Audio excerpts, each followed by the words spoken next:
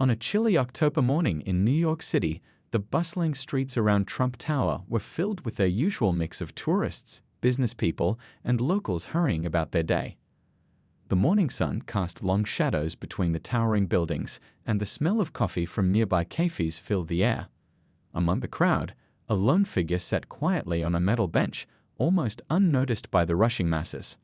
She was a military veteran, her age hard to determine beneath the layers of weathered clothing she wore. Her once crisp military jacket, now showing signs of wear, still bore the unmistakable patches and insignia of someone who had served their country with honor. In her calloused hands, she held a small cardboard sign that read simply, "Veteran needs help. God bless." The sight wasn't unusual for Manhattan, where the contrast between wealth and hardship often played out on the same street corner. But there was something different about this veteran. Despite her circumstances, she sat with perfect posture, her eyes alert and scanning the crowd with the practiced awareness of someone who had spent years in combat zones. Her boots, though worn, were meticulously cleaned and laced with military precision. People walked past, some dropping coins or dollar bills in the small cup beside her, others averting their eyes in that familiar big city way. A young boy pointed at her military patches, only to be quickly hushed by his mother and pulled along. The veteran didn't seem to mind. She'd grown used to being simultaneously visible and invisible on these busy streets. As the morning wore on, she watched the usual parade of expensive suits and designer handbags entering and exiting Trump Tower. Security guards stood at attention, earpieces in place, their eyes constantly scanning the surroundings. None of this was new to her.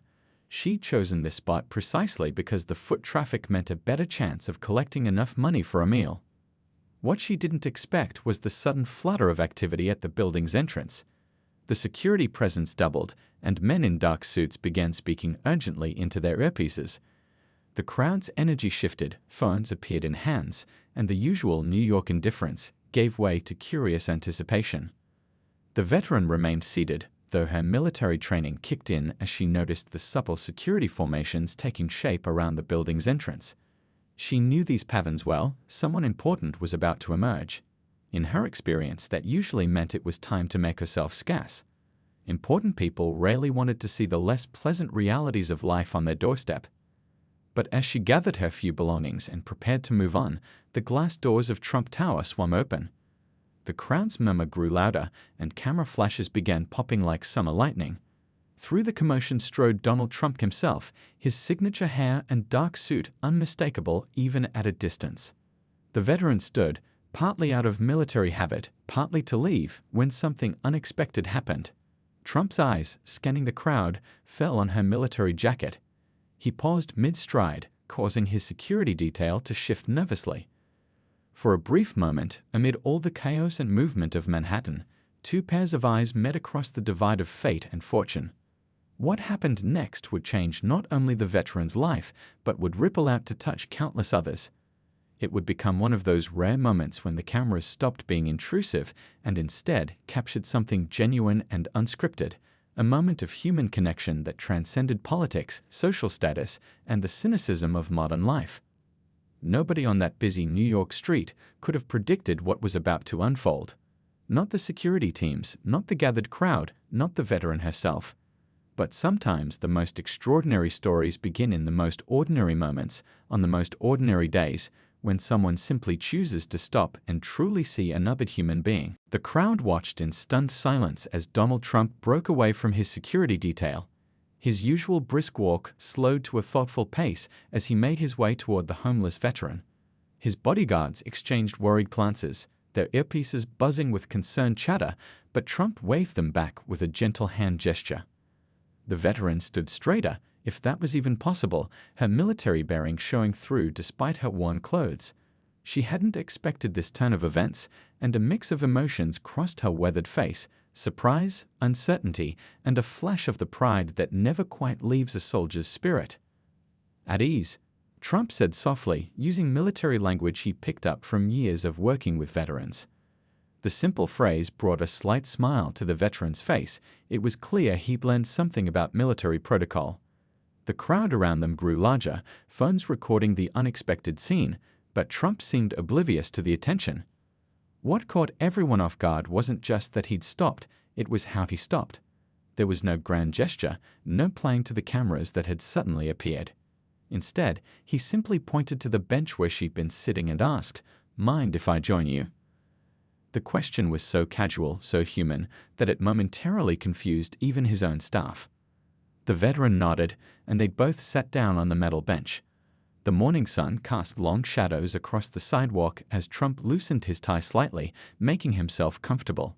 It wasn't the usual image of the businessman-turned-politician that people were used to seeing. This was different, more genuine, more spontaneous. Onlookers held their breath, expecting perhaps a quick photo op or a brief exchange. But what they witnessed instead was something rare in today's world of carefully staged political moments. Trump leaned forward, his usual commanding presence softening into something more approachable. He wasn't speaking to the cameras or playing to the crowd. He was simply talking to another human being. The veteran's posture gradually relaxed as they spoke. Their conversation was quiet, mostly hidden from the crowd's eager ears, but their body language told its own story. Trump listened intently, his face showing genuine concern as the veteran spoke. Occasionally, he would nod or ask a question, his focus never wavering from the person in front of him. His security team had formed a loose perimeter, keeping the growing crowd at a respectful distance.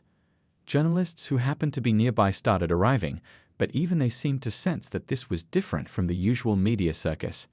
Many lowered their cameras, choosing instead to simply observe this unexpected moment of humanity. Some of the passers-by who had earlier hurried past the veteran now stopped to watch.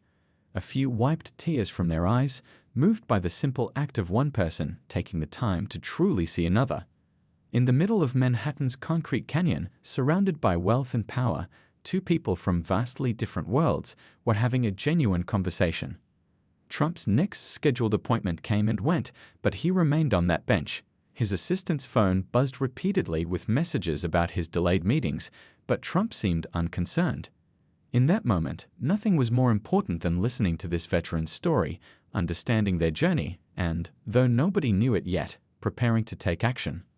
As the morning wore on, something shifted in the air around Trump Tower. The cynicism that often surrounds political figures began to melt away, replaced by something else. Hope. Not the kind of hope that comes from grand promises or campaign speeches, but the kind that emerges when people witness a genuine act of human connection. In that simple moment, sitting on a bench with a homeless veteran, Trump wasn't a politician or a businessman. He was simply a person choosing to stop, listen, and care. What would happen next would prove that sometimes the biggest changes start with the smallest acts of kindness, and that human dignity can be found in the most unexpected places. As Trump sat with the veteran, their conversation deepened beyond the usual small talk. The veteran spoke softly, but with clear purpose, sharing the reality of life after military service. She told him about the endless nights in Afghanistan, where the sound of helicopters meant either rescue or danger, and how those memories still woke her up even now, sleeping on the streets of New York. Her words painted a picture of sacrifice that moved Trump visibly. She explained how she'd lost not just her home, but her sense of purpose after leaving the military. The transition back to civilian life had been harder than anyone had prepared her for. The skills that had made her an excellent soldier, discipline, vigilance, dedication, somehow didn't translate into the corporate world she'd tried to enter. The hardest part, she confided, her voice steady despite the weight of her words, isn't the cold or the hunger. It's becoming invisible. People look right through you, like you're not even human anymore. Trump nodded, his usual confident expression replaced by one of genuine concern and understanding. She told him about the complicated maze of paperwork at the VA, about appointments scheduled months apart, about benefits tied up in red tape. Her hands, roughened by both military service and street life, gestured as she spoke about fellow veterans facing similar struggles. "We're trained to help others," she explained, "but asking for help ourselves, that's the hardest battle of all." The crowd around them had grown quieter, more respectful. Even the constant symphony of New York City traffic seemed to fade into the background. Those close enough to hear bits of the conversation found themselves moved by the veteran's dignity and strength. He was someone who had given everything for her country, yet asked for so little in return. Trump listened intently, occasionally asking questions that showed he was truly processing her words. He wanted to know about the specific roadblocks she hit, the exact programs that had failed her, the particular challenges she faced day to day. This wasn't the rapid-fire, business-style questioning he was known for. This was careful, thoughtful listening. When she mentioned her specialty in military communications and security, Trump's eyes lit up with recognition. He understood the value of such skills, yet here was someone with extensive training living on the streets. The irony wasn't lost on him, and those watching could see the wheels turning in his mind. The veteran's story took an especially poignant turn when she spoke about her fellow homeless veterans, how they looked out for each other, shared what little they had, and tried to keep each other's spirits up. "We still live by no one left behind," she said, "even if it feels like the rest of the world has forgotten us." As she spoke about her attempts to find work, Trump's expression changed. He pulled out his phone but didn't immediately start using it. Instead, he asked her more about her skills, her goals, what kind of work she'd want to do if given the chance. The veteran spoke with renewed energy about her dream of helping other veterans navigate the system she'd struggled with. Their conversation had lasted nearly an hour now, but neither seemed to notice the time. The veteran's initial hesitation had given way to cautious hope as she realized this wasn't just another politician's photo opportunity. Trump's usual business persona had softened into something more genuine, more human. The morning sun had climbed higher in the sky, and the early rush hour crowd had thinned out. But those who remained witnessed something remarkable. Two people from vastly different worlds, finding common ground in their shared belief that those who serve their country deserve better than this. As their conversation drew to a natural pause, Trump straightened his tie and sat up straighter. The look in his eyes had changed. It was the look of someone who had not just heard a story, but had made a decision. What he did next would prove that sometimes the most meaningful changes start with simply taking the time to listen and understand. Without any warning, Trump pulled out his phone and started making calls. His first words surprised everyone within earshot: "Cancel my meetings for the rest of the morning." His assistant on the other end of the line started to protest, but Trump's voice was firm. "All of them. This is more important." The veteran watched with a mixture of surprise and uncertainty as Trump began dialing another number. The crowd of onlookers had thinned somewhat, but those who remained witnessed something extraordinary. The businessman turned politician wasn't putting on a show for cameras or making empty promises. He was taking immediate action. "Listen," Trump said into his phone, his voice carrying the authority of someone used to getting things done. "I'm outside Trump Tower with a veteran who needs help. Yes, right now." He began pacing as he talked, but kept glancing back at the veteran, as if making sure she wasn't going to disappear. His first call was to a veterans organization he'd worked with before. The one-sided conversation that the crowd could hear was direct and purposeful. "She's been waiting 6 months for her benefits. No, that's not acceptable. I want someone here within the hour who can start processing her paperwork immediately." Between calls, Trump turned to the veteran. "I'm not leaving until we get you some real help," he said, his voice softer than his usual public speaking tone. "And I don't mean just for today. We're going to fix this properly." The sincerity in his voice made several onlookers reach for their phones, not to take pictures this time, but to call their own contacts who might be able to help. His next call was to a hotel just a few blocks away. "I need your best available room," he said, then listened for a moment. "No, not next week. Today, right now." He covered the phone and turned to the veteran. "It's not permanent, but it's a start.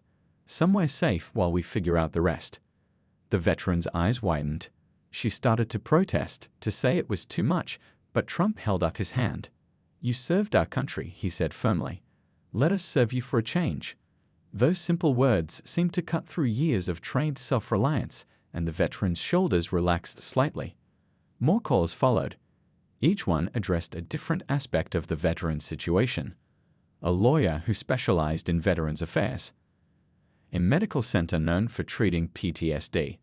A job placement service that works specifically with military veterans. Trump wasn't just throwing money at the problem, he was building a network of support.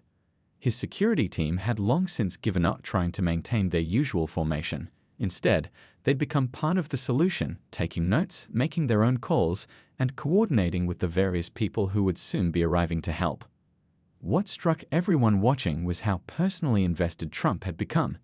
Between calls, he'd check back with the veteran, asking follow-up questions about things she'd mentioned earlier, making sure each solution he was arranging would actually work for her specific situation. The morning grew warmer, and someone from Trump Tower appeared with water bottles for everyone. The atmosphere had changed from the initial shock of the encounter to something more purposeful.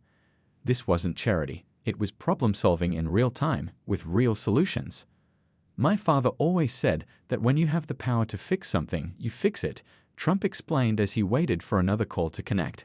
Not tomorrow, not next week, but right now. He looked around at the gathered crowd, and his next words seemed meant for everyone. And it's about time we fixed how this country treats its veterans. Within an hour, the sidewalk outside Trump Tower had transformed into an impromptu command center. People began arriving in response to Trump's calls, each with a specific role to play in changing one veteran's life. A well-dressed woman from the Veterans Advocacy Group arrived first, carrying a laptop and a stack of papers. She sat up at a small table that Trump's staff had brought out from the building. "We're going to get your paperwork sorted right here, right now," Trump explained to the veteran. The advocacy worker was already pulling up forms and making calls to expedite the process. What usually took months was being compressed into hours through the sheer force of combined effort and determination. A doctor arrived next, one who specialized in treating veterans. Instead of scheduling a future appointment, he sat down right there on the bench for an initial consultation. The veteran's hands trembled slightly as she described her symptoms, but Trump stayed nearby, his presence somehow making it easier to talk about the difficult things. The hotel manager appeared personally, keycard in hand. He didn't just offer a room, he offered understanding. "My brother served too," he said quietly to the veteran. "Take as long as you need to get back on your feet." Trump had arranged for a 6-month stay, with an option to extend if needed. This wasn't just a temporary fix, it was a real chance at stability. A local business owner who'd heard about what was happening showed up unexpectedly. "I need someone with military experience for my security team," he said. "Someone who understands discipline and responsibility." The veteran's eyes lit up at this. It wasn't charity, it was an opportunity to use her skills. Through it all, Trump stayed. He wasn't just delegating. He was actively involved in each conversation, making sure every solution was practical and sustainable. When the veteran mentioned needing work clothes for potential interviews, he immediately had his assistant arrange for a professional wardrobe. The crowd watching had changed too. Some people who'd been there since the beginning had called their friends and family. Others who worked in nearby buildings came down on their lunch breaks. They weren't just spectating anymore, they were offering help. One woman owned a coffee shop and offered free meals. Another worked at a gym and arranged a membership. What made this different from typical charity was how personal it had become. Trump made sure each person who arrived spoke directly with the veteran, treating her with the respect she'd earned through her service. This wasn't about handouts, it was about restoring dignity and creating real opportunities. The veteran's initial shock had given way to cautious hope, and then to something stronger, determination. As each piece of her new future fell into place, her military training kicked in. She took notes, asked smart questions, and began forming her own plan for moving forward. "Sometimes all someone needs is a chance," Trump said to the growing crowd. "But it has to be a real chance, not just words."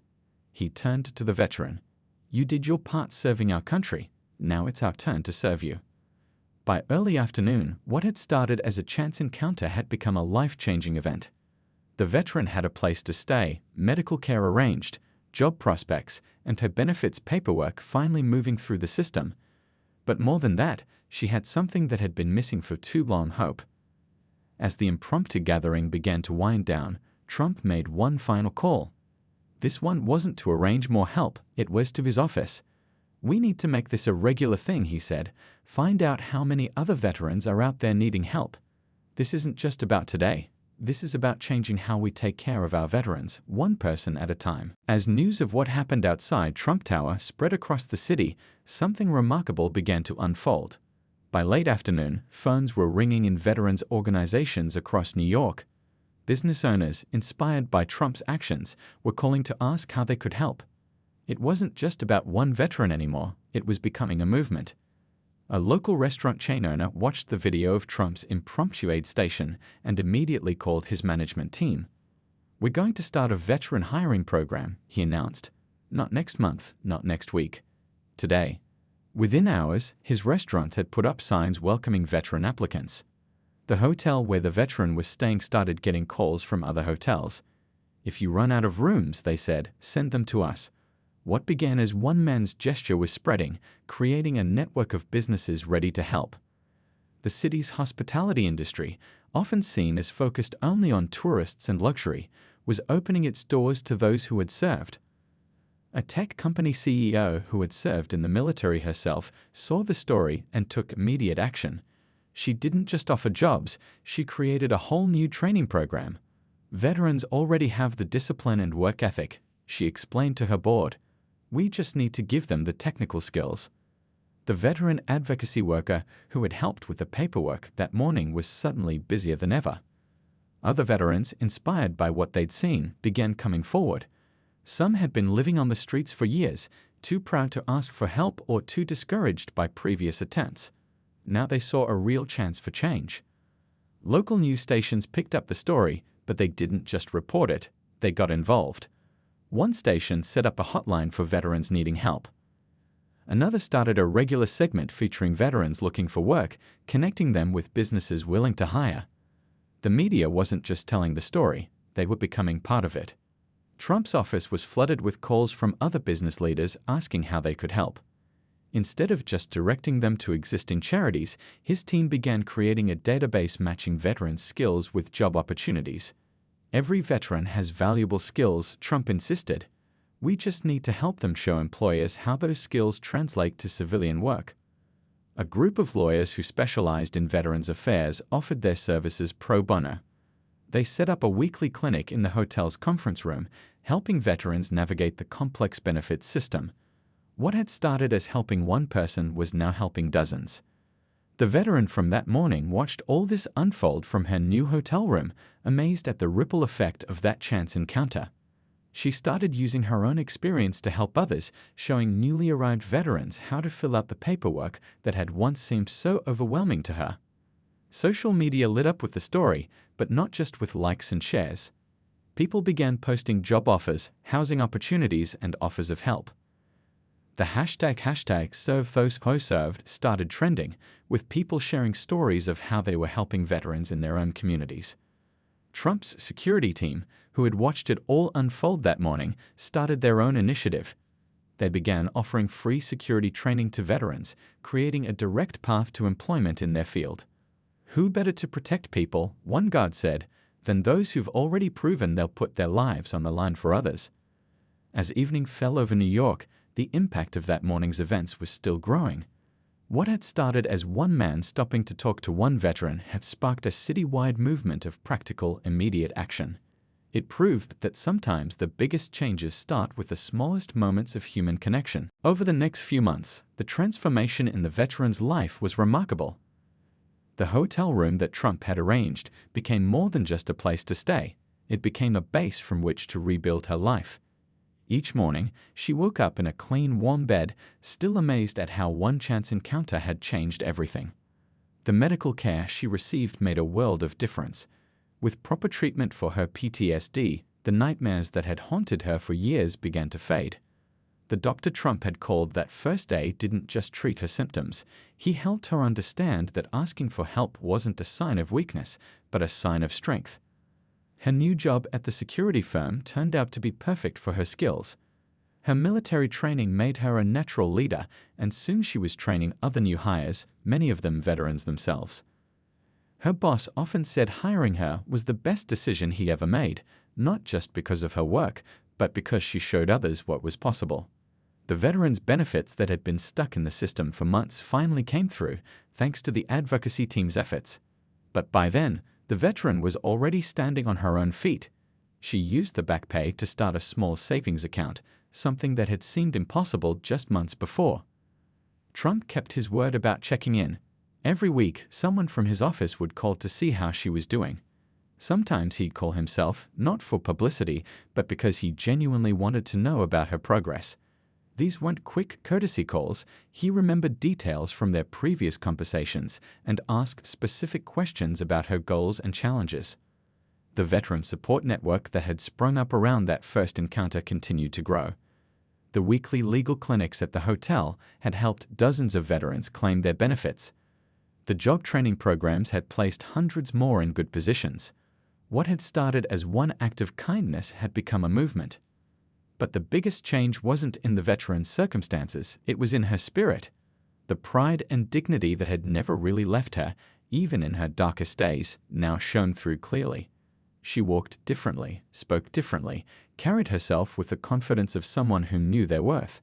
She started volunteering at the local Veterans Center on weekends, using her own experience to help others navigate the system.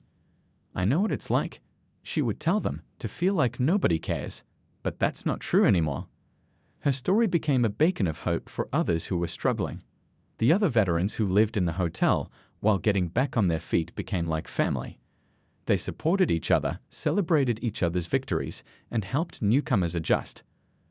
The hotel staff treated them all with respect, not as charity cases, but as honored guests who had earned their place there. Trump's office had kept its promise about making this a regular thing. Every month, they organized another outreach event, finding more veterans who needed help and connecting them with resources. The veteran from that first day often spoke at these events, her presence living proof that change was possible. One day, while helping another veteran fill out paperwork, she found herself telling the story of that morning outside Trump Tower. The amazing thing, she said, wasn't just that he stopped to help. It was that he showed everyone else how to help too. Sometimes people want to do good, they just need someone to show them how. Looking back, she realized that Trump's simple act of sitting down and listening had done more than change her life. It had started a chain reaction of kindness and action that was still growing. It proved that sometimes the biggest changes start with the smallest gestures and that everyone has the power to make a difference in someone else's life. The story of that morning outside Trump Tower didn't just change one veteran's life. It changed how an entire city thought about helping veterans. Business owners who had watched the video or heard about it started looking at homeless veterans differently. They weren't just people to walk past anymore. They were skilled individuals who needed a chance. Trump's influence sparked larger conversations about veteran support. At a business leaders meeting in Manhattan, he shared what he learned from that morning. "We've been doing it wrong," he told the room full of executives. "These veterans don't need our pity, they need our partnership. They have skills, experience, and work ethic that any business would be lucky to have." The ripple effect spread beyond New York. Other cities started calling, asking how they could set up similar programs. The Veteran Employment Initiative that had started with one security company job had grown into a nationwide network. Companies that had never considered hiring veterans were now actively seeking them out. Local governments began changing their approach too. Instead of just providing temporary shelters, they started creating comprehensive support systems. The model that had worked so well that morning, bringing together housing, healthcare, job opportunities, and legal help all at once, was being copied across the country. The hotel where it all started became known as a place where veterans could find not just shelter, but a fresh start. The manager had turned one of the conference rooms into a permanent resource center. "It's not just about giving them a room," he would say. "It's about giving them the tools to rebuild their lives." Veterans who had been helped began helping others. They formed mentoring groups, sharing their experiences and guiding others through the transition to civilian life. The veteran from that first morning became a regular speaker at these meetings, her story giving hope to others who felt lost. Trump's office kept detailed records of every veteran they helped, tracking their progress and learning what worked best. They found that the key wasn't just providing resources, it was providing them in a way that respected the veteran's dignity and utilized their existing skills. The media coverage had evolved too. Instead of just reporting on veteran homelessness as a problem, news outlets began sharing success stories. They highlighted businesses that were hiring veterans, showed how military skills translated to civilian jobs, and celebrated the achievements of veterans who had turned their lives around. One particularly touching moment came when a group of veteran business owners who had all been helped by the program came together to create their own hiring initiative. They understood better than anyone what their fellow veterans needed, and they were determined to pay forward the help they had received. The original veteran's success inspired others to come forward and ask for help. "If she can do it, so can I," became a common phrase at the Veterans Center. Her story showed that it wasn't weak to accept help, it was smart to use available resources to achieve your goals. The security company where she worked had become a model for other businesses. They didn't just hire veterans, they created a whole program to help them transition into civilian work. Other companies started sending their HR teams to learn how to better recruit and retain veteran employees. As the movement grew, Trump remained personally involved. He didn't just attend events or make speeches, he kept meeting with veterans one-on-one, listening to their stories, and finding new ways to help. "That morning taught me something important," he often said. "Sometimes the biggest impact comes from the smallest moments of genuine connection." 1 year after that fateful morning outside Trump Tower, the veteran stood at a podium addressing a room full of business leaders, politicians, and fellow veterans. She wasn't the same person who had sat on that bench a year ago. Now she stood tall in a crisp business suit, her military bearing matched by a new confidence that came from knowing her true worth. "A year ago," she began, her voice clear and strong, "I thought I was invisible. Now I know that no veteran should ever feel that way."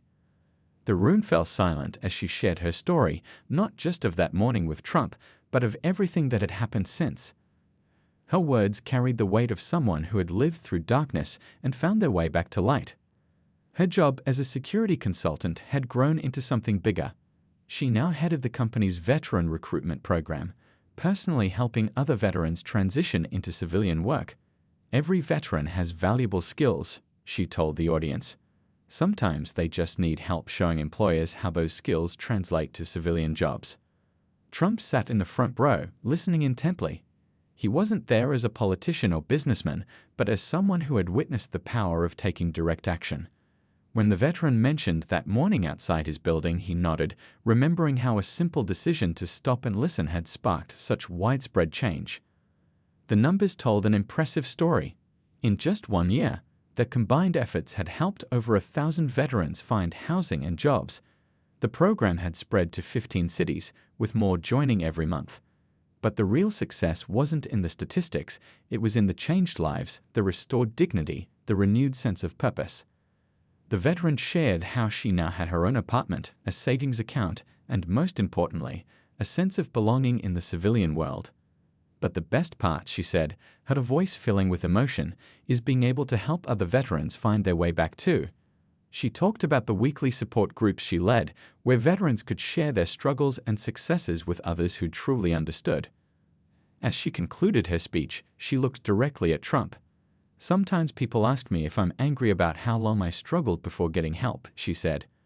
"But I tell them that everything happened exactly when it was supposed to. Because now I can use my experience to help others, and that gives meaning to everything I went through." The impact of their story had reached far beyond New York. Companies across the country had adopted their model of veteran hiring and support.